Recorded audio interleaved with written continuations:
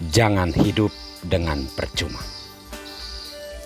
Inilah sampan bersama saya, Pater Domikevi SVD. Ibu Bapa, saudara-saudariku yang terkasih, dimanapun Anda berada saat ini, sampan kembali menyapa Anda sekalian. Semoga selalu dalam keadaan sehat, dilindungi dan diberkati Tuhan. Saudara-saudariku terkasih, hidup dengan percuma itu sama halnya dengan hidup yang tidak ada guna. Hidup yang tidak punya manfaat, baik untuk diri sendiri, untuk orang lain, maupun untuk Tuhan Allah. Inti renungan kita pada hari ini adalah kita diajak agar membuat hidup kita bermanfaat. Dalam kemasan judul, jangan hidup dengan percuma. Intinya adalah ajakan bagi kita untuk membuat kehidupan kita ini berguna. Pertama-tama bagi kemuliaan Tuhan, bagi sesama kita, dan bagi keselamatan diri kita sendiri. Saudara-saudariku terkasih, dalam bacaan Injil hari ini, Yesus berhadapan dengan sebuah laporan dari beberapa orang yang mungkin melihat tragis atau terkutuk dari beberapa orang yang dibunuh oleh Pilatus dan darah mereka dicampurkan dengan darah binatang sebagai korban persembahan. Terhadap peristiwa itu dan laporan tersebut, Yesus memberikan pencerahan kepada mereka bahwa peristiwa-peristiwa tragis yang dialami oleh orang lain harus menjadi pelajaran bagi diri kita sendiri, bahwa jika kita pun tidak bertobat, jika kita pun tidak kembali ke jalan hidup yang benar, maka peristiwa yang sama, peristiwa kematian dengan penuh kekejaman, akan kita alami di dalam hidup. Apa yang dikatakan Yesus ini sebenarnya bukan mau mengatakan bahwa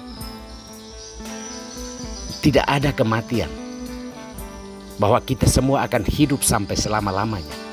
Tetapi Yesus mau menegaskan suatu pembelajaran hidup, bahwa melihat nasib sial orang lain, penderitaan, terutama kecelakaan yang dialami orang lain, itu tidak dilihat sebagai kutukan bagi mereka, juga tidak dilihat sebagai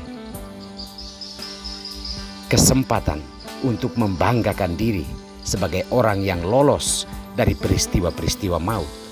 Tetapi Yesus mau mengajak kita untuk membuat suatu refleksi diri, bahwa jika orang lain mengalami hal demikian, kita berusaha untuk melakukan hal-hal yang baik, hal-hal yang benar, bukan supaya kita tidak mati, bukan supaya kita tidak mengalami hal-hal demikian, tetapi walaupun kematian yang harus kita dapat, ataupun peristiwa-peristiwa menyakitkan yang kita dapat, kita masih dianggap berguna bagi Tuhan dan bagi sesama kita.